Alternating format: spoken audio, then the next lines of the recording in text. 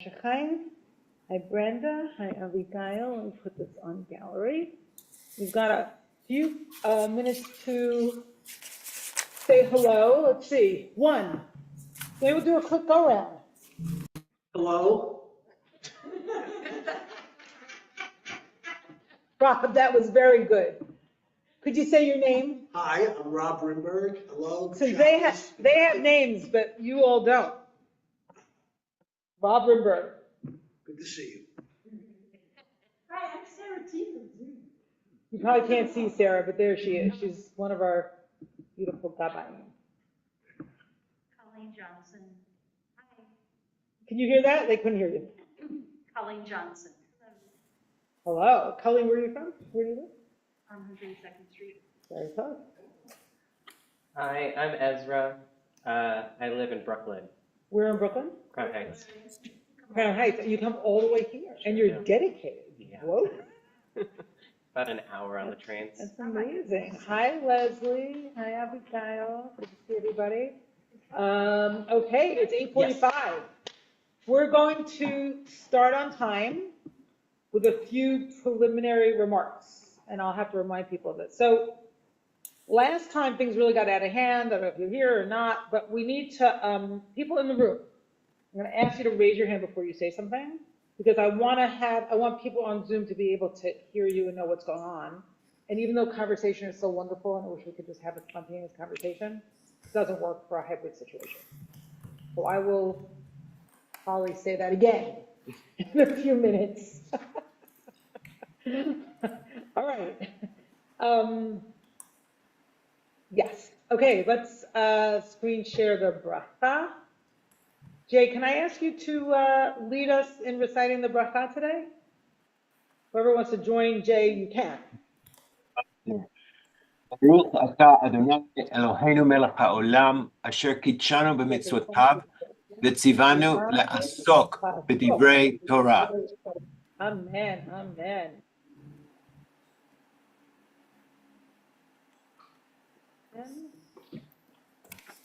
Great. Okay.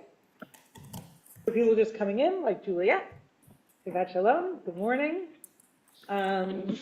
Get gallery. We already said the bracha for people who just came in, so if you want to say the bracha to yourself, you can. The blessing over Torah study. Aha, much better.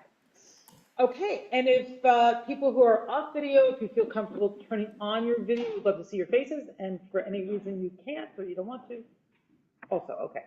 So here we go. So last time, and actually Sharon Buckman, I don't know if you can hear me, but the question came up, and I remember Sharon really articulated it really beautifully last week. She's sitting behind me to my right. I can hear you. You can hear me, excellent. So last week, Sharon, you and others articulated the question of sort of ego and egolessness, or a sense of, you know, specific personal destiny, like meaning to your own life, and a sense of like getting yourself out of the way, and that tension. And I think Joseph, especially in this parsha, is the perfect story with which to sort of explore that question. And specifically, so this is really interesting, it comes up, good morning, Richard, it comes up through the dreams. So we're going to track the dreams today. There are 3 sets of pairs of dreams. Okay, 3 sets of pairs of dreams in the Joseph narrative. So that's really interesting in itself, because that is a big picture. And just to quickly name them, and then we're going to go to some introductory texts, and then jump into the Joseph story. There are Joseph's 2 dreams. There's the cupbearer and the baker's 2 dreams, and then there's Pharaoh's 2 dreams. So they come in pairs, and each pair of dreams have significant differences, but they all speak to each other in a kind of literary way. Okay? Okay, great. So. Thank you. You're welcome, Sharon. It's fun. Hi, David. It's fun to address a question that came up last time. Right? I said, one day we'll explore it. Well, it's today. It's today.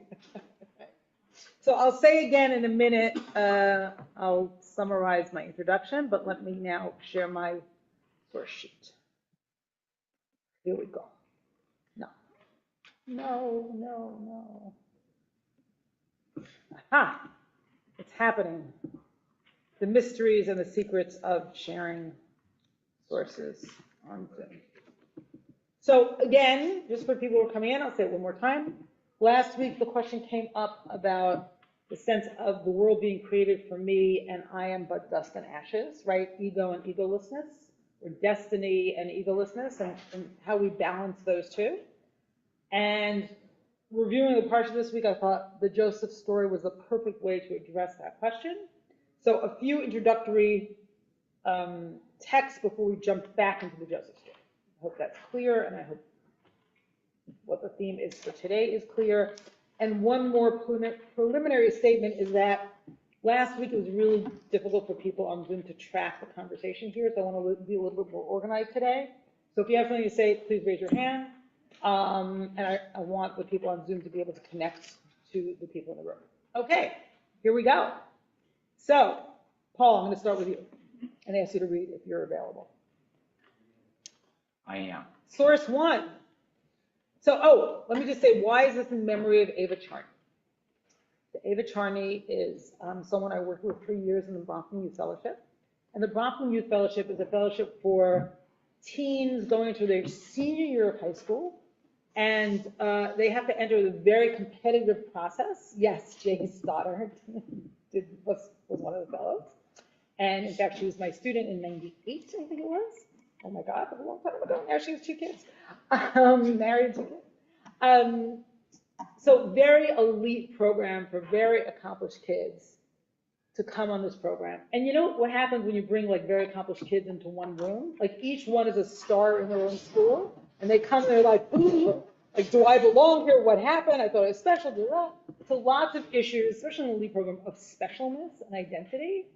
And Ava Charney, who was kind of the program director, I forget exactly what her title was, but she was the program for years, and she was sort of the maternal figure in the program and a really beautiful person, and she died a few weeks ago. And she always started with this Hasidic saying. Okay. Now, Okay. It was said of Reb Simcha Bunim, an 18th century Hasidic Rebbe, that he carried 2 slips of paper, one in each pocket. One was inscribed with the saying from the Talmud, Bishvili Nivra Ha'olam, for my sake the world was created. And the other, he wrote a phrase from our father, Abraham, in the Torah, Vanoki afar ve'afer, I am but dust and ashes. He would take out and read each slip of paper as necessary for the moment. so what Ava Charney would say to the fellows is like, if you think that you belong here, I put these 2 pieces of paper in your pocket. If you think you belong, then take out the slip that says, I am but dust and ashes. And if you think they all made a mistake in choosing me, take out, for me, the world was created. Take out that slip of paper. And we all need that, right? We all think, I think, at different moments that we're special, and other moments like, oh my God, I can't keep up with this crowd. Like who am I to be here? So that balance is what we're going to address today. I'm wondering if Rabbi Sharon Cohen-Anisfeld is here because she also worked very closely with Ava, and in fact, she did her funeral recently. So, okay. All right, so the words about I am but dust and ashes come from Abraham, as you see here in Genesis 18, and that was Abraham's preamble to God before Abraham challenged God about Sodom and Gomorrah. All right, Sodom and Gomorrah. Okay, so it's a good preamble, because if you're about to be very arrogant, you want to sort of say to the person whose power you're challenging, oh, I'm but dust and ashes. But can I please, but I want to say something. Who am I to say it, but I want to say it. Oh, hi, Mia. Good to see you. I haven't seen you in a while. And the other one is from this very classic, iconic Mishnah, 2nd century document, which sort of concise little texts regarding law and sometimes wisdom and narrative, and also forms the basis of the Talmud. So this Mishnah is about warning witnesses in a capital case because the stakes are so high, right? So if you execute a person for murdering, then you've prevented from their descendants from coming into the world. And the sense of, a person being created in the image of God is like, you have to understand what you're doing here and the importance and the sanctity and the sacredness and the awesomeness of what you're doing in testifying about someone who's committed a capital crime. So as part of that Mishnah, it talks about the creation of human beings, and it says, Lahagi gdulato shel hakadosh baruch hu. So there's something specific about the creation of human beings that declares the greatness of God, right? Which is the following. She'adam tovea kama matba'ot b'chotam echad b'chulan domin ze lezeh. So if you stamp a coin, let's say a penny, and you have one stamp, they all look like each other. But umelech malchem him, but the king of all kings, the king of kings, the blessed one be they, stamped each person with a divine stamp, or the stamp of the first human being, Adam HaRishon, the first human being, and not one of them looks like each other. So here we are, all images of God, but Dave and Colleen, you don't really look like each other, right? There's some resemblance. There's some resemblance. We might be like You, very good. you might be, or you might be an interesting, for yourself. you might be an interesting combination of light and dark. Speaking of Hanukkah, which we will get to as well. Okay, so for this reason, every person is obligated to say, for my sake, the world was created. So uniqueness, right, makes you come to the conclusion of uniqueness. I'm unique, and therefore the world must have been created specifically for me. Wow, what a radical statement. If you go on around the world all the time like that, no one's going to like you so much, right? Because you're going to be treating the world as if it was all created for you. Complicated. Okay, so two more preliminary texts. One is from Martin Buber and his book about Hasidic sayings. Rob, number 4. Every person should know and consider the fact that you, in the particular way that you were made, are unique in the world. And no one like you has ever been. So that's true, but we forget it. Right? It's sort of like one of those radical truisms about our lives that if we're not like permanently on psychedelics, we forget. Go ahead. For if someone like you had already been, there would be no reason for you to be in this world. Actually, everyone is something new in this world, and here we must work to perfect our particular being. But because we are still imperfect, the coming of the Messiah is delayed. Yeah. So I think there's something, I love this, and I think there's something a little dangerous about focusing on perfecting ourselves endlessly, because it could become a very narcissistic kind of enterprise, right? As someone who's been years in therapy, it's like, okay, enough with the self-perfecting, right? Pay attention to other people. So I think it's complicated. Like we have to work on ourselves, and maybe part of the way we work on ourselves is to actually be in service and to stop focusing on ourselves. So another paradox, right? Another interesting contradiction. Okay, now here's this wonderful text about Hanukkah, but it's sort of like, it's a proto-Hanukkah text. And it intersects nicely with the development of Joseph. So I wanted to bring that in as well. And this is from the Talmud of Avodat Zarah, the whole tractate on idolatry.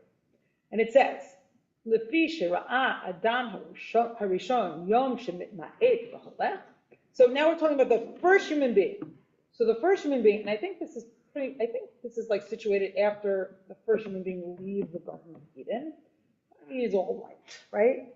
So he leaves the Garden of Eden, and he's noticing that the days are getting shorter and shorter, or darkness is expanding, right? And he's like, Amar, and he says, Oi li, oh my God, woe is me. I love that the word oi is in the Talmud. Is it really in the top? It's right there. It's in the Talmud. I just read it. Amar, oily. Shema, maybe, bishvil shesarachti, because maybe because I sinned. And it's interesting, that word in modern Hebrew is maybe because I stink. I don't know if it's true in rabbinic literature. Because I stink. Olam hashoch ba'adi. The world's getting darker because of me. B'chozer l'tohu vavoa, and it's going back to the original primordial chaos, right? So it's all my fault, and I'm the center of the world, right? Because here is the cosmos, and he's noticing something about the cosmos, and he's linking it to himself and his own sin. V'zohi mita shenekinsa alai min hashamayim. And this is the death penalty that the heavens decreed against me. So what does he do? Amad v'yashav chet yamim. So he sits down for 8 days in the ta'anit utfilah, in fasting and prayer. Kevan shara'a tekufat tevet. So he sees the next season, the next period of time, which is called tevet, which is the name of the month. V'ra'a yom she'ma'arich b'holech, and he sees the days getting longer. It's like, oh, interesting. And he says to himself, so he interprets this. Amar minhago shel olamhu. This is the way of the world. This is the way of the world. It wasn't about me. It was about me. But now it's about the world. So there's this real character development here in this very short text. Halach v'asa shmona yamim tovim l'shana acher. So the next year, he made 8 days as a holiday. He celebrated 8 days. Asa'an la'elu u'la'elu yamim tovim. So the 8 darkest days and the 8 days that begin to be lighter, he made them both into holidays. Okay, so that's interesting. So, Hanukkah is the only holiday that we start when the moon's on, right, the descending arc, right, when it's waning. And Rosh Chodesh is in the middle of the holiday. The new month is in the middle of the holiday. So what the holiday does is say, like, we're starting here, the very darkest moment of the month and a dark moment in the year. And we're inviting you to bring light into that moment. And that's what Adam HaRishon does here. That's what the first human being does here, is like bring light to either evoke the coming light or bring on the coming light, or to recognize light is coming, to remind yourself light is coming. Right? It's like at your worst moments when you're completely despairing, can you remember, I've been here before and I've gotten out of it before. There's a light at the end of the tunnel. Light at the end of the tunnel. Right. But I'm going to say something that I said at the beginning. Oh, sorry. You didn't hear it. No, but it's something about being black. No. Good, Tony. You're perfect. So what it is people on Zoom had a very hard time tracking what was happening in the room. So I'm going to ask everyone to raise their hands, even though it's so much fun to have a spontaneous conversation in the room. Thank you. Thank you. I appreciate it. So gracefully and graciously. Thank you for complimenting me on my classroom management skills. Okay. All right. So there's something else here, which is really interesting, because he fasts and he prays. So he could have said, because I fasted and I prayed, I brought the light back. But he doesn't say that. His interpretation of what happened has him getting out of the way. So what you could say is fasting and prayer, the function of those are to get ourselves out of the way. Okay? How do we sort of bring our ego, right size our ego? Oh, hi. Okay. All right, so now we're going to jump into Joseph. So we're going to go into the dreams and look at Joseph's development. I think we're not going to read the first set of dreams because we did last week. I think, right? In November? Yeah, we did last week.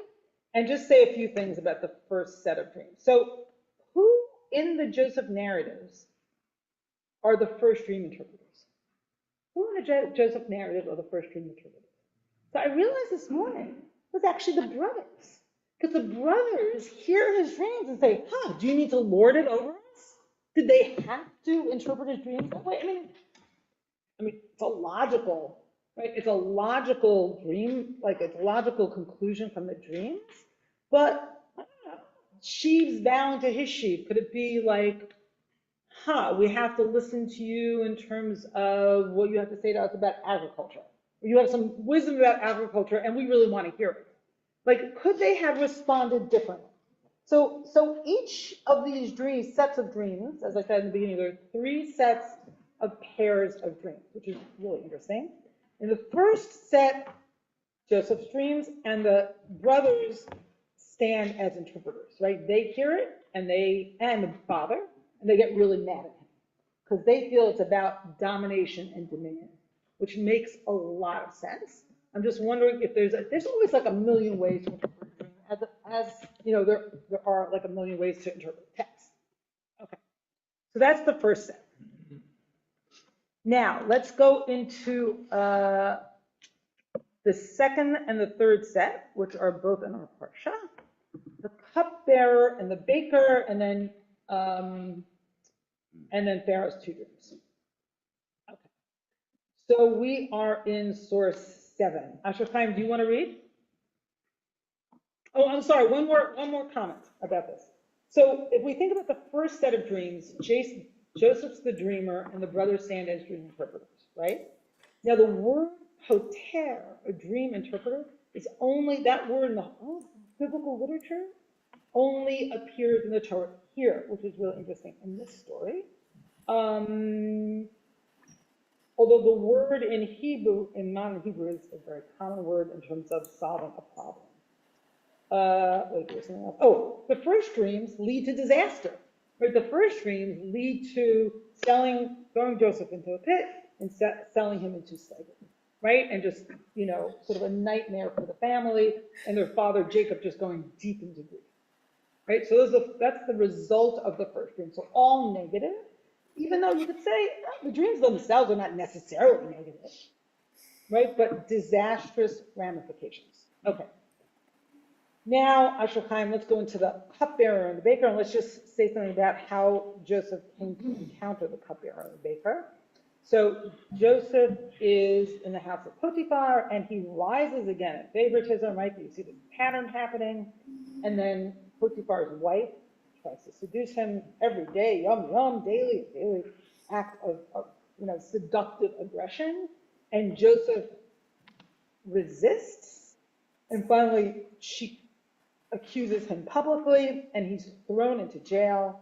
And it's a repeat because his brothers throw him into a pit, and now he's thrown into jail. But again, even in jail, he rises as the favorite one with the prison warden. Right? So you see this kind of psychological or karmic pattern repeating again and again. And here's what happens where he's a slave prisoner. Right? So his status has also dropped from being this sort of spoiled, maybe privileged brat, to being a slave prisoner. It's quite a drop in status. Okay. Asher Chaim, you're on? Can I raise my hand and make a comment? Yes, and then please read. Yes. Someone pointed out years ago that dreaming of wheat is an Egyptian thing as opposed to the shepherding and scrubby stuff that is indigenous to the land of Canaan, for what it's worth. Yeah, absolutely. It might be presaging, right, the agricultural experience of the Israelites in Egypt, for sure. Genesis 40, the end of last week's exciting Torah portion. Vayhi ahar hadvarim ha'ileh, and it came to pass after these things, hat'u mashpeh melech Misraim v'ha'ofeh. They sinned, that is, the cupbearer of the king of Egypt and the baker, la'adonehem lemelech Misraim, against their master, the king of Egypt. Vayiqsof par'o al shnei sarisav. Pharaoh was angry against his 2 workers, al sar hamashtim va'al sar ha'ofim, actually officials, the chief of drink serving and the chief of baking, of the bakers. Vayitain otam bimishmar, and he placed them under watch, beit sar ha'kabahim el beit hasohar, in the custody of the officer in the dungeon. Makom asher Yosef asur sham, the place where Yosef was tied up. Vayifkod sar harkabahim et Yosef itam, vaysharet otam.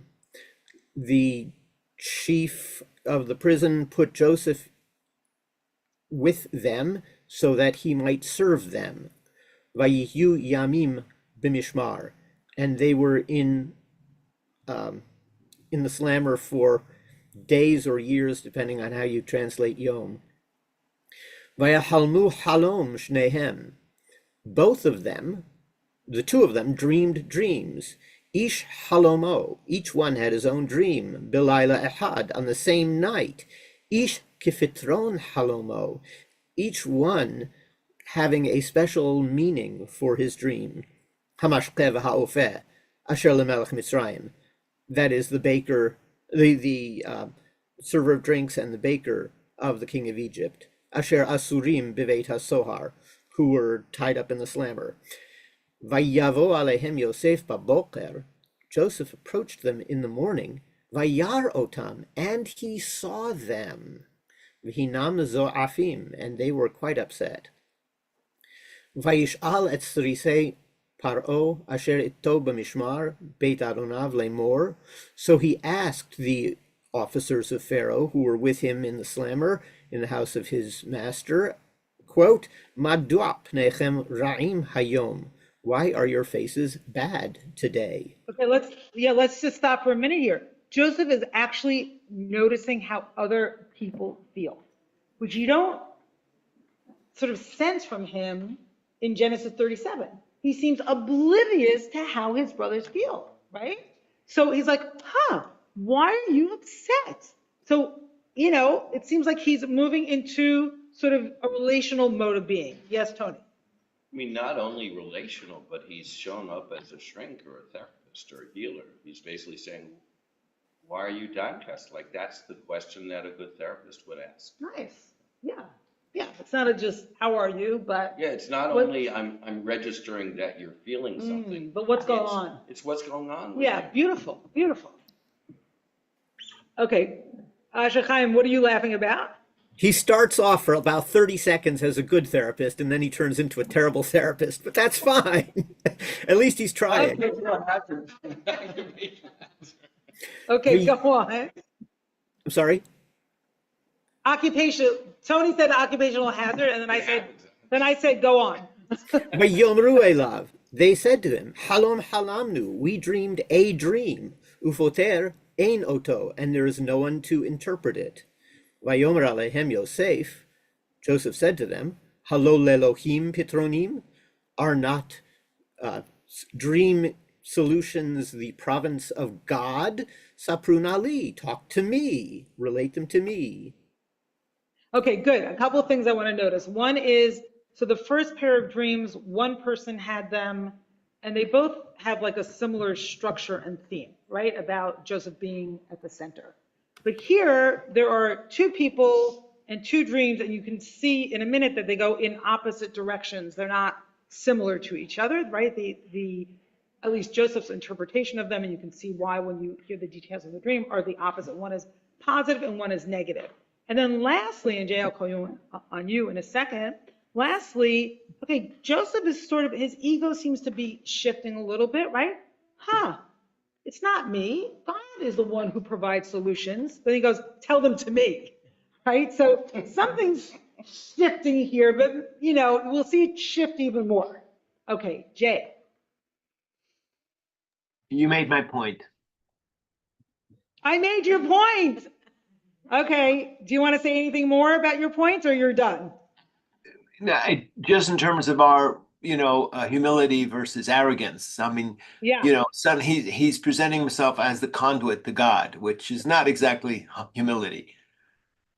It's not exactly humility, but and again, that's and for people who came in a little bit late, that's like the nexus point we're asking about.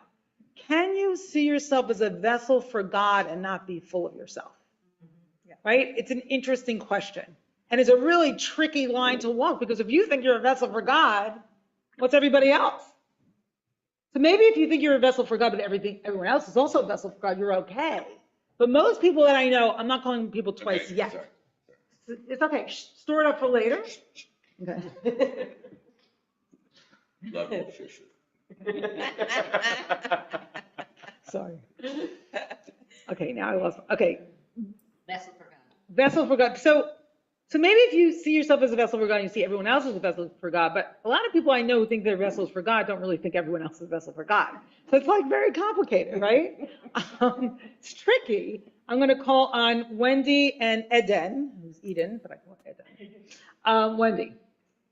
But that's true of all of the Wait, can people online hear Wendy? Not at all. If she can move closer to one of the mics, that would be amazing. So, Okay, so for people who missed my opening remarks, my goal today is for people on Zoom, one of my goals, besides getting through the material, is for people on Zoom to actually be connected and hear people in the room. Good. To be a vessel for God and still have humility, that could be said of all of the prophets. Exactly. And one could say that actually having humility is, you're not going to be a vessel for God unless you have some humility. Because unless you get yourself out of the way, there's no room for God. Yeah. You're literally full of yourself. Okay, Eden, come into the. I mean, like Jay, that's basically what I was going to say. Like, Can people on Zoom hear Eden? The question of like. No, they can't hear you. Here, do you mind standing behind? Okay, yeah. The question of whether you understand yourself as a vessel for God or not, I feel like that probably can fluctuate, right? But like the actual act of being the vessel requires humility, whether you have the awareness or not, because if you, like you just said, if you don't get out of the way, right, like then right. It doesn't I mean, I guess like God could just take over, but I feel like but understanding yourself as a vessel for God might be actually intention for being a vessel for God. Yeah, right. That's one way to one could get in the way of the other, right? Yeah. Okay. You said it. Okay. Okay. Yeah. Amy and then Paul. The other part is how people project somebody who has a connection and is a vessel, and how they want that person to be the only one who, the rest of the people putting the guru up on the pedestal, and how that impacts the teacher, which we've all seen, if any of, how. Really? I've never seen that. Not you. I know. Yeah, I know, just the complications of that projection and how impossible it is to navigate. Impossible. For like, right. So Very for a person who everybody projects onto them, right? It's very hard to have any humility because everyone's telling you like, oh, you're the person who's going to solve it for me. So how do you or you're the person who's going to interpret my life, or you're the person who's going to rescue me. Right. So how do you do that? Okay, Paul, you wanted to say something. Yeah, I would say the answer to that question. Oh, good. You have an answer. Was that what you were going to say before Amy spoke? I don't know. It changes constantly. Vessel. The point of vesselhood. What's the point of vessel? Being a vessel is a tool. And the point of a tool is to do something. And what Joseph could have done with his vesselhood is asked the cupbearer and the baker what they thought their dreams meant. Better shrink. Better shrink to say how they would interpret it. But also a better vessel. And also a better vessel. Ooh. hey, so sorry. Sorry, Paul. Could you either move closer to the mic or Rabbi Dan? Could you repeat that, please? So sorry. Yeah. So if Paul said if Joseph had asked the cupbearer and the baker what they thought the interpretation of their dreams were, then he would have been a better vessel. He would have been a better vessel because he would have been sort of a midwife to a kind of process rather than saying what the dreams meant. Yes? Yes. Okay. Okay. Colleen, Jesse, and then I'll ask people who've spoken already to be very brief. Go ahead. So I'm a little confused, or maybe I've lost the thread of it. That's all right. Does one need to consciously proclaim or be proclaimed a vessel of God? Can you unconsciously be a vessel of God? Where does it start? Well, I'll tell you my opinion. Everyone's a vessel for God. You can't Exactly. help it. You can't help it. But things get in the way of that. Right, but in the sense that other people are declaring someone else a vessel of God. I'm a little bit confused about Say more. What do you think? I'm not getting the Hey, question. I'm so sorry. I'm having a few people on Zoom saying that they can't hear. So Hold on one second, Colleen. I have to straighten something out, and then I will share it. thank you. Is this on, is this mic on? Is this mic on? Can you hear that? Oh, could you hear? Yes. You have to yell, basically. What determines Yes. whether someone's a vessel of God? Can you be a vessel of God and in modesty?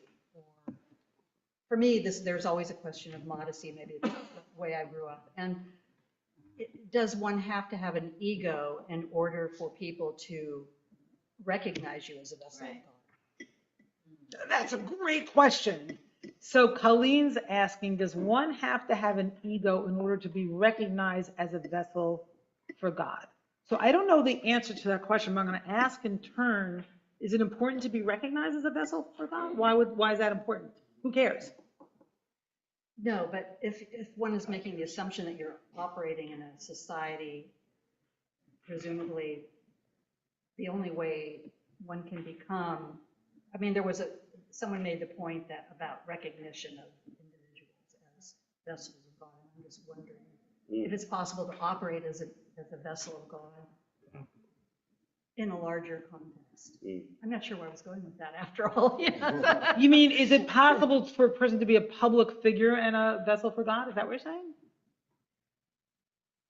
Is the recognition itself a disqualifier? To some extent, yeah. Is the recognition itself. So I would say, I'm just thinking with all of you. So, leaders like Thich Nhat Hanh, the Dalai Lama, maybe Abraham Isaac Cook, Moses. I think it's not easy. Right? Not easy to be recognized as a vessel for God and operate as a vessel for God. It would seem to me the only way you can be one is if there are other people present. I mean, what's a vessel of God without others and others recognizing your Right, but a midwife is a vessel for God. A house cleaner, if you read, there's a beautiful op-ed today, I think it was today, in the New York Times about house cleaning, being a healing tool for trauma. I mean, you can clean your kitchen and be a vessel for God. It inspired me to clean my kitchen this morning at 5 a.m. Okay. So really, it's important to be looking for it in others, not to be thinking about it in yourself. Well, I don't know. Let's keep going. I don't know. I'm going to leave this line of questioning because it's the question of the whole class, and we're going to see what happens. Okay? Okay. Jesse. Yeah. It seems to me that what you're saying, that we're all vessels of God, is a very, very common theme across religions and across theory. I mean, it makes me think of Buber, it makes me think of Levinas. Like Levinas talks about, like, when we respond to the face of the other, that's where God is present. And Buber talks about, our full presence and reciprocal connection is where God is. And, I always go to 12 steps. Leave me the bondage of self so I may better do thy will. Love that. The bondage of self for sure. Yeah. And then, so many people, maybe I hear it more in among Christian people, but anytime they do something good for someone, you say thank you, they're like, oh no, it's God that, helping me do this. It just seems to me what you're saying is pretty much a theme across everything. Yeah, for sure. Here he is saying, let me help you. I can be that person for you. I let go who I am. I let go of myself, and I'm here for you. Yeah, but as Paul said, is he fully a vessel here in terms of does he have his own providing answers? self-interest? Yeah. So we're gonna see that. We're gonna see what happens with Pharaoh in a minute. Different issue, David right? Kurtz, did you raise your hand? I'll wait. You'll wait. Okay. So I'm gonna call on Jay and Tony to make very quick comments, and then I'm gonna go back to the text. Very quickly, on this issue of vessel of God, making room for God, maybe we should think less about the vessel of God's relationship to God and more about the vessel of God's relationship to other vessels. And maybe that's a way to think about it. And the second sidebar Wait is... a second, I didn't understand the first one. I didn't understand what you said. Vessel of God's relationship to other vessels? it's more of an issue, less of an issue of the vessel of God's relationship to God, making room for God, etc., but the vessel of God's relationship to other vessels and making room for I other think, yes, vessels. absolutely. Yes, So I maybe hear you. that's a way of thinking about it. And second, Right. the Musar literature on the Midah of humility has a lot to say about all this. It's really very rich resource. Great, thank you. Tony? The Hasidic tradition also has a lot to say about it. For sure. And maybe most of all, arguably, the Kopsker Rebbe, who is one of the great Zen masters among the Rebbes, who talked about what's humility when you wear it on your sleeve. We bury our humility in a mountain of conceit. And so he very subtly gets into all this. I'm going to also mention one or two other. No, just one more comment, Okay, so jumping then to one more sentence. jumping to Thomas Traherne, one of the great Christian mystics and poets, who said you never experience the world aright until the sea itself floweth in your veins, and the stars, and you're crowned by the stars, and you recognize yourself to be the sole heir of the whole world, and better than that, because you recognize everyone around you to be sole heirs as well as you. Beautiful. Were you here at the beginning? Oh, okay, you were? Okay, so you read the pocket story. Okay, good. Yeah, the pocket story. So that's in beautiful conversation. And the Traherne go hand in hand. Beautiful. And I'd love a citation for that source. That's amazing. Okay, let's continue with the cupbearer and the baker and see what Joseph says. ויספר שר המשקים את חלומו ליוסף.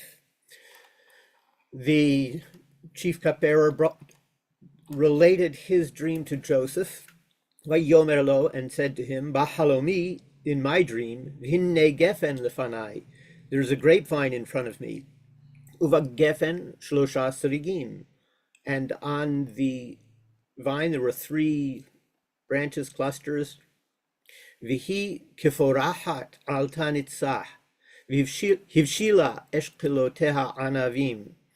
The branches had barely budded when all of a sudden came to blossom and full of ripened clusters. V'chos paro biadi, the cup of Pharaoh was in my hand. Va'ekach et anavim, I took the grapes. Va'eshat otam el kos paro, and I squeezed them into the cup of Pharaoh. Va'etain et kos al kaf paro, and I placed the cup in the palm of Pharaoh. Vayomer lo Yosef, Joseph said, wait a minute, let me talk to God and ask him. No, I'm sorry. Joseph said, Ze pitrono, this is its solution. Shloshet hasarigim, the 3 branches, shloshet yamim heim, represent 3 days. Be'od shloshet yamim, in another 3 days, Yisa Pharaoh et roshecha, Pharaoh will lift up your head. Vashivacha al kanecha, and put you back in your position. V'natata kos paro v'yado, you shall place the cup of Pharaoh in his hand. Kam mishpat harishon, as it used to be, asher hayita mashkehu, when you were his drink server. Ki im zachartani itach, only if you will remember me. Ka'asher yitavlach, when things are going well for you. Ve'asita na'imadi hased, and do kindness with me. V'izkartani el Paro, remember me to Pharaoh. Vosetani min habayit hazeh, get me out of this place. Ki gunov gunavti me'eres ha'ivrim, because I was stolen from the land of the Hebrews. V'gampo lo asitim uma, and here I didn't do anything, ki samuoti vavbor, that they put me in the dungeon. Okay, so let's stop for a minute and just reflect on a few things. One is, notice how all the dreams have numbers in them, right? 11 in the earlier dreams, and here 3. And notice also that Joseph is desperate to get out of jail, right? This is possibly a strategic move on his part. Doesn't mean he doesn't care about these 2 people. I have no idea. But he's also saying, like, oh, remember me. and I was stolen. And I didn't do anything. All these bad things happened to me, right? And later on, he will interpret what happened to him from the lens of fate. But here he's just like, I didn't do anything. Look what happened to me. I don't know why I'm here, right? So that's interesting. Okay. Is it very quick? Okay, good. Vayar sar hofim kirtov patar. The baker saw, good interpretation. Vayomer el Yosef, and he said to Joseph, Af ani bahalomi, me too in my dream, vine shlosha saleh hori al roshi. 3 baskets of open baskets on my head. Uvasal ha'elyon mikol ma'achal paro ma'aseh ofeh. And on the top basket, all of Pharaoh's favorite baked goodies. Ve'ha'of ochel otam min hasal me'al roshi. And the bird is eating them from the basket that is passively sitting on my head. Vayan Yosef vayomer ze pitrono. Joseph answered and said, this is its solution. Shloshet hasalim shloshet yamim heim. 3 baskets represent 3 days. Ba'od shloshet yamim, in another 3 days, yisa paro et roshcha me'alecha. In another 3 days, Pharaoh will lift up your head from off your shoulders, v'tola otcha al eis, and hang you on a tree, v'achal ha'of et besarcha me'alecha, so that birds can eat your flesh from on you. Okay, so clearly Joseph's approach to these dreams is not therapeutic. It's prophetic. This means this is going to happen, and this means this is going to happen.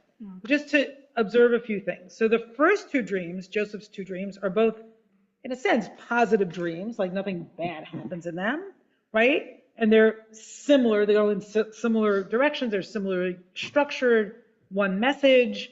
Here, there are 2 different dreams, one positive, one negative, opposite balances, and opposite kind of outcomes or prophecies about the dreams.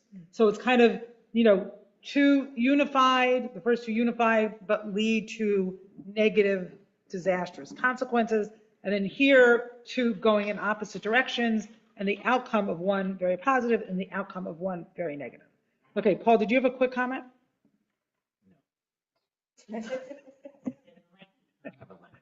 Seriously? Oh. Okay, Asha Chaim is raising his hand, Rob, and then Amy. Anyone? Oh, wait. Actually, we're going to start with Ezra because he hasn't spoken. Just to call attention to that. No. Sorry about that. No. So maybe it's a common phrase in Hebrew that I didn't know, but the phrase of lift up your head. I only know this because of my bar mitzvah parsha, but it's also in the midbar specifically about the census. And I'm wondering if in terms of counting. Yes. Yes. Is there any parallel or interpretation between those 2? Never heard a connection between the 2, and that's really interesting. I have no idea what to make of the connection. Okay, Asha Chaim, did you have a quick thing? Just my inner curmudgeon objects to the word prophetic, because the prophets of Israel were not oracles saying this must happen. Okay, predictive. Okay? Sorry. Okay, wait, I see someone in the chat. It may not happen. Okay, actually, I can't keep up with the chat. Okay, Rob. What I love about this story is that he has a terrible life, Joseph. He's thrown in the pit. He rises up again in Egypt. He's now in prison. He doesn't wallow in his own misery and woe is me and the world has done this to me. He uses the tools that he has and he rises up, which is the story of Hanukkah. It's the story of the Beautiful. So in the darkness, he rises up again and again. Yeah. Beautiful. And there is this interesting pattern that I talked about last night in Joseph's story that will become clear in a few minutes, related to what you were saying. Yeah, Amy. This is just a personal family anecdote that is, so my great uncle was Moshe's Pumpernickel, a baker. Nice. And he was murdered. Ooh. Yeah. Yes. you know, and found in a bread, you know, sack like in the Somebody read 1930s. that So it was in the time, anyway, so I'm just. What year was he murdered? I think it was like the 30s or 40s. Okay. Yeah, and it's kind of been a dark story in my family, but. Sounds dark. I think it was like dead, and I don't know why, but anyway, reading this dream, I don't know, it's just making me get I don't know what to think about Got it. it, a little bit. Got it. Was he a dreamer? I didn't know him. Okay. But he was Moses Pumpernickel, he must have been, he had a famous pumpernickel. Yeah. Interesting. Okay. Love that. Well, Can you be a vessel for God, but not be a particularly good person? My question too. wait, and we're I not think- debating this and right I'm now. gonna, I'm gonna say the answer is, the story is giving us an answer to that question. And the answer is yes. Because Joseph, in my opinion, is clearly not a good guy. He is- Joseph is not just one person. There's tremendous character development. Yes. But there is an argument to be made that even at the end, he's not a good He's guy. manipulative to the end. You could say that. And Jacob understands that, which is the reason why he is not given the blessing. His two sons are given the blessing. So, you know, the longer I'm alive, the more I think that people are tremendously complicated. And it's interesting that Joseph is called a Sadiq by the later tradition. He's called a righteous person. And I was like, really? I was like, really? But I think it may be connected to what Rob was saying, that, yeah, in a way he's a schmuck. But yeah, in other ways, he really, he saves a whole region from hunger. Yeah, I wouldn't. Okay, wait, we're not. That wasn't right. But he's a highly. Okay, I'm not quibbling. He's a manipulative guy, okay? Okay, he's complicated. What was Paul's question? Richard, Paul, what was your question? Richard wants to know. My question is whether one can be a vessel for God and also not be a particularly good guy. I think it depends what we mean. I mean, where are we defining on the spectrum? Like if everyone's a vessel in some sense, where do we go and say, oh, that person's really a vessel for God?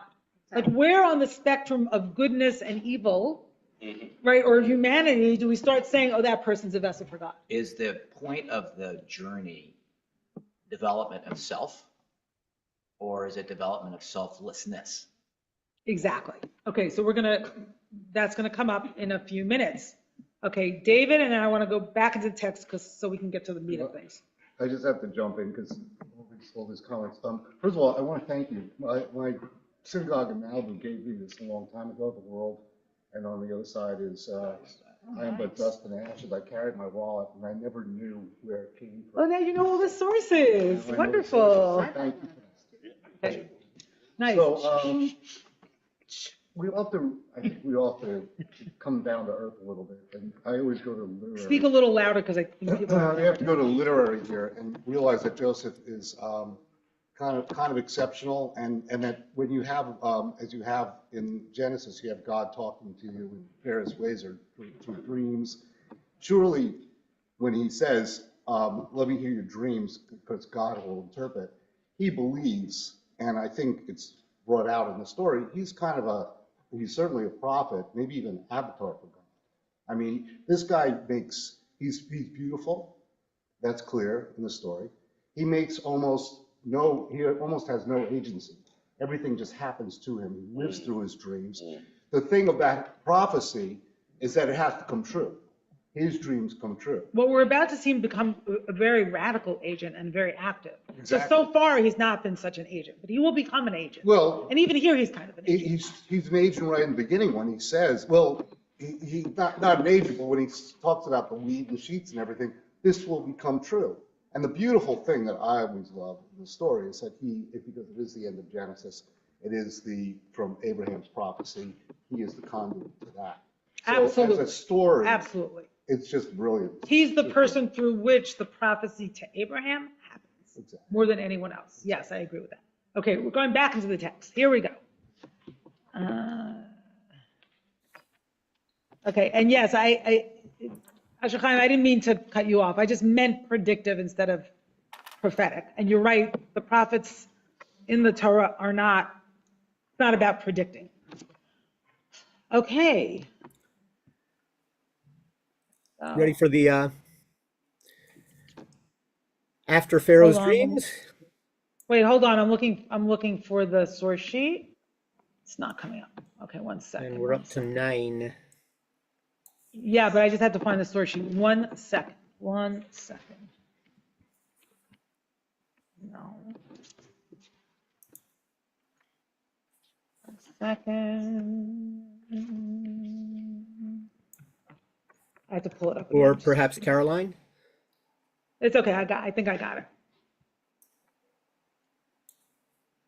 All right. You know what, Carolyn? Just screen share. What else am I going to do on a Saturday morning? Okay. Exactly. Screen share, and actually, I'm going to read the next one. Okay, we're up to 9. Is that what you said? No. No, 9. 9. Oh, okay. So I'm sorry. People are missing things that are being said in the room. So, as I said a number of times today, it's my goal for the 2 rooms to be connected. So, Richard, what did you miss? The beautiful or brilliant part of the story is, who was saying that? Who was just saying that? You were. Me. Okay, finish the sentence.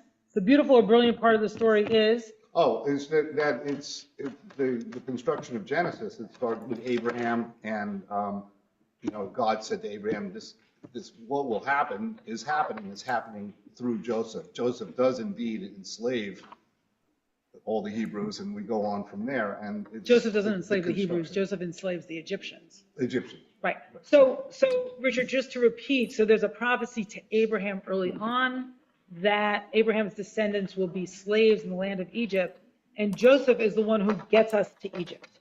Or you could say the brothers throwing him into a pit is what gets us to Egypt, right? There are different agents here, and it happens through all of them. Thank you. Okay. You're welcome. And please, people, oh wait, Joel Kaplan wants to say something. So brilliant. Thank you. Joel. Good Shabbos, everybody. Thank you. Shabbos. Good Shabbos. I'm in a van in Hawaii. I left Tzfat a few months ago. Some people may know me. I was working as a tour guide. Wow. I'm in a little bit of a Joseph. I hope you're doing okay. Thank you. Good Shabbos, everybody. I'm in a little bit of a Joseph story, and I am a little bit full of myself, and I just want to share 10 seconds with the community because some people heard my story. 5 years ago on Zot Chanukah from Israel, I did a court filing against Hunter Biden, and I woke up January 1st, Okay, 2020. Joel, we can't do, this is not the topic. I'm so sorry. Well, okay, We can't I'll talk just, about Hunter Biden. I'll just do sorry. it this way. We have to go on with the text. I'll change.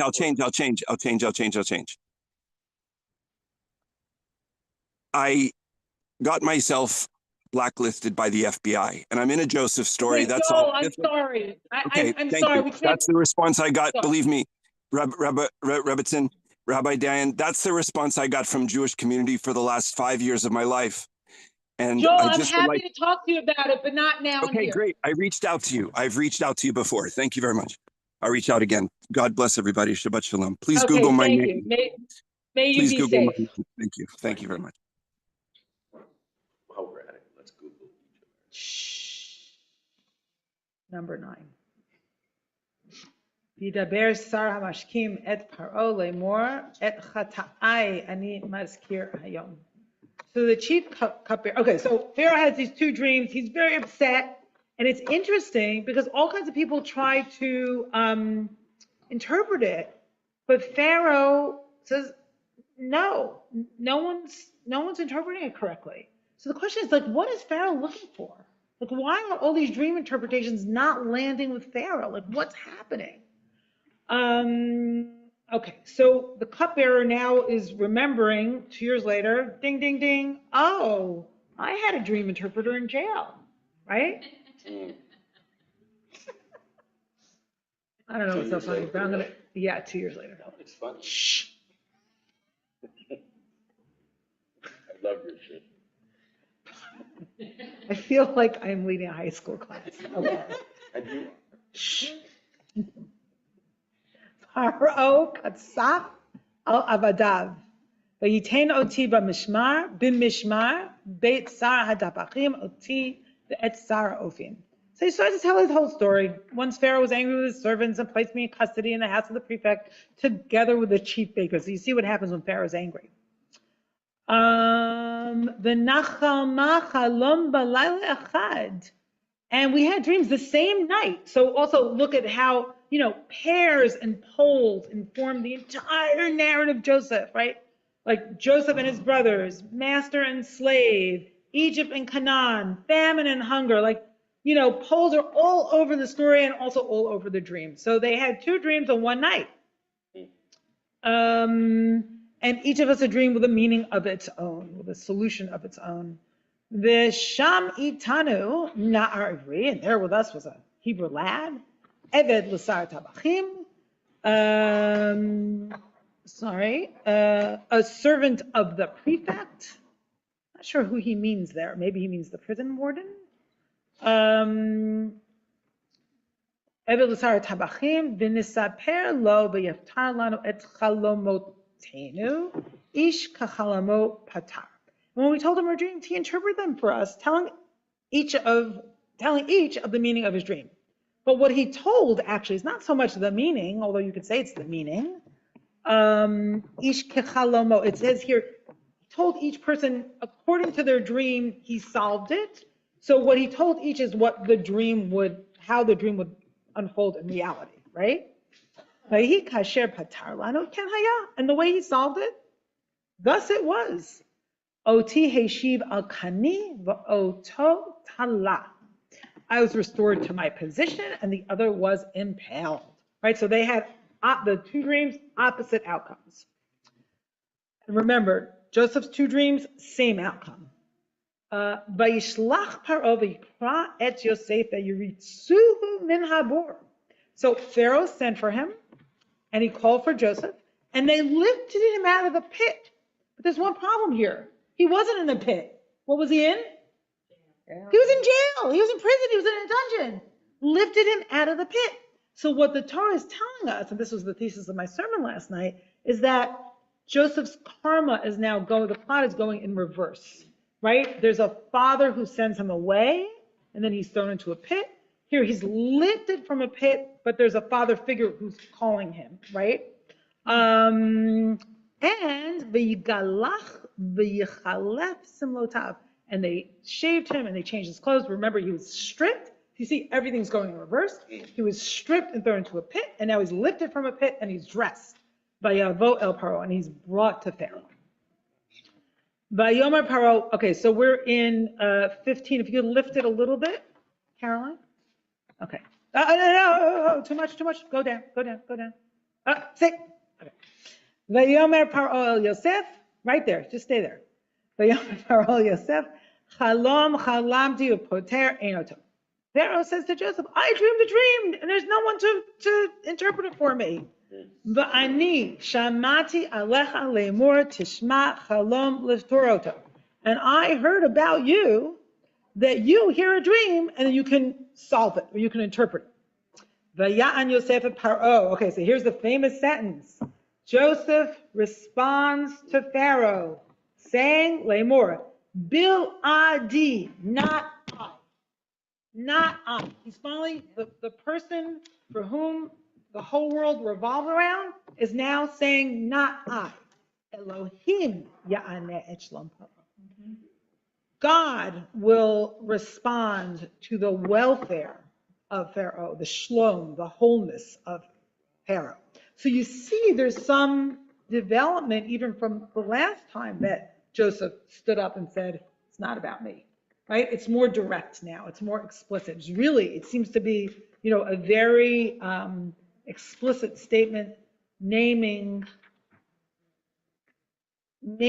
Joseph's understanding of who's sort of at the center of the universe, and it's not him. Right? He's gotten to the place of not I. I have to say, just a little personal anecdote. So at times, First of all, you can be insecure and still think the world revolves around you, just like we saw as the first person, right? Adam HaRishon said, that's because of my sin that all this happened. So sometimes I have like performance anxiety, and I keep repeating to myself, it's not about you, it's not about you. And sometimes it helps, sometimes it doesn't. The first time I did a funeral for my friend's mother, and I was co-leading with a much more experienced rabbi. And I said to her, I'm really nervous. And she looked at me straight in the eyes and she said, it's not about you. And that was really powerful. So I think about that a lot. Didn't help that day. It didn't help that day. Oh, thank you.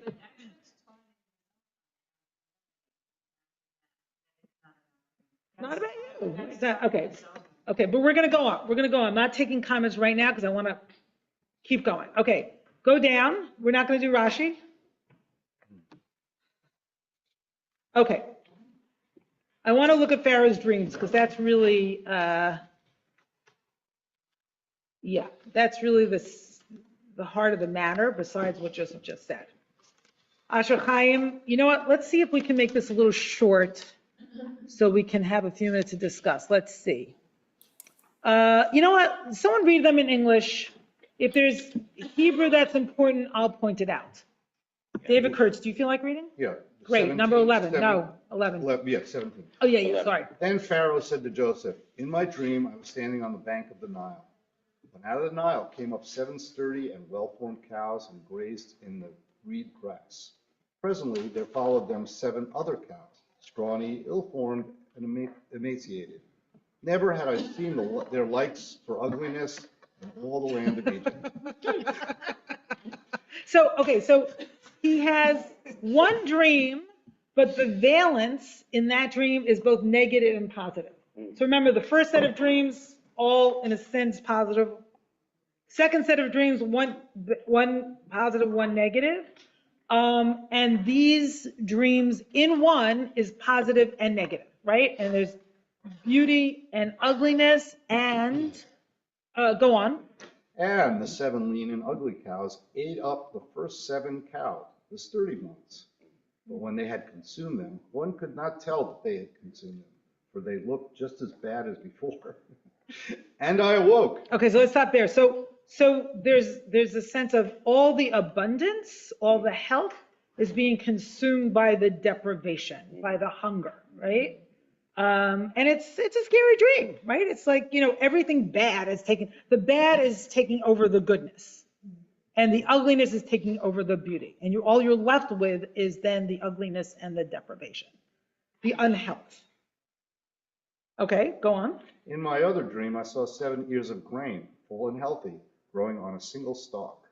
But right behind them sprouted 7 ears, shriveled, thin, and scorched by the east wind. And the thin ears swallowed the 7 healthy ears. I have told my magician priests. Okay, pull it up, Caroline. Pull it up a little bit. Okay, good. I have told my magician priests, but none of has an explanation for me. Okay, good. Okay, go on. So you see the number 7, which always means something holy or sacred throughout the dreams. And you see again that in each dream there is positive and negative valences, which is different than the other dreams. Okay, next. And Joseph said to Pharaoh, Pharaoh's dreams are one and the same. Pharaoh has been told what God is about to do. Okay, stop there for a second. So Joseph says, Chalom paro echadu, the dream of Pharaoh, and he says it in the singular, is one. So you see all these poles, they're one, right? And you could even say that this is a bigger statement about the whole narrative. If you think about Joseph, right? Up and down, right? Light, dark, thrown into a pit, raised up, favorite, despised. It's all one. Right? So that's a really profound statement. And we can ask if that has to do with his ego development as well. He finally understands that his experience is unified, right? We talked before about identifying with the fact that you're a vessel of God. So if you only think about yourself as a vessel of God, as opposed to all the ugly and dark parts of yourself, then you're really misguided about who you are. Because each one of us is dark and light and up and down and favored and not favored. And beyond both. Interesting. So what Joseph is doing is right now is getting to the echadness of it all, the unity behind it, underlying it all. Yes, I do. Okay, can we raise it, Caroline? Okay, stop right there. Go ahead, David. 7 healthy cows are 7 years, and the 7 healthy ears are 7 years. It is the same dream. 7 lean and ugly cows that followed are 7 years, as are also the 7 empty ears scorched by the east wind. They are 7 years of famine. It is just as I have told Pharaoh. Pharaoh has been shown what God is about to do. Okay, go down, Caroline, please. Keep going? Yeah. Immediately ahead are 7 years of great abundance in all of the land of Egypt. After them will come 7 years of famine, and all the abundance in the land of Egypt will be forgotten. As the land is ravaged by famine, no trace of the abundance will be left in the land because of the famine thereafter, for it will be very severe. As for Pharaoh having had the same dream twice, it means that the matter has been determined by God, and that God will soon carry it out. Okay, go down, Caroline. We're going to do one more text. Okay, so Joseph is saying like, oh, there's going to be abundance, but then there's going to be a famine, and the famine is going to consume all the abundance, and there'll be widespread hunger. So what's the solution? Go on, David. Accordingly, let Pharaoh find someone who's discerning and wise, whom he can set over the land of Egypt. And let Pharaoh take steps to appoint overseers over the land and organize the land of Egypt in 7 years of plenty. Let all the food of these good years that are coming be gathered, and let the grain be collected under Pharaoh's authority as food to be stored in the cities. Let that food be a reserve for the land for the 7 years of famine, which will come upon the land of Egypt, so that the land may not perish in the famine. The plan pleased Pharaoh in all his courtiers. And Pharaoh said to his courtiers, could we find another like him, a man with the divine spirit? So he's a vessel of God. Right. So Pharaoh said to Joseph. Caroline, down, please. Go ahead. So Pharaoh said to Joseph, since God has made all this known to you, there is none so discerning and wise as you. You shall be in charge of my court, and by your command shall all my people be directed. Only with respect to the throne shall I be superior to you. Okay, let's stop there. So Joseph's solution is really interesting, right? So we have these poles, we have these opposites, we have famine and we have abundance. And Joseph is saying, when there's famine, when there's abundance, remember there's going to be famine. It's coming up. So he's taking these poles, these opposites, and he's integrating them, right? So you can say, and look, Joseph is still a mess even after this, right? There's all kinds of stuff with shenanigans with his brothers, and as Paul was saying, manipulations. However, I think right here, Caroline, could you stop screen sharing? Thank you so much. Right here, we see tremendous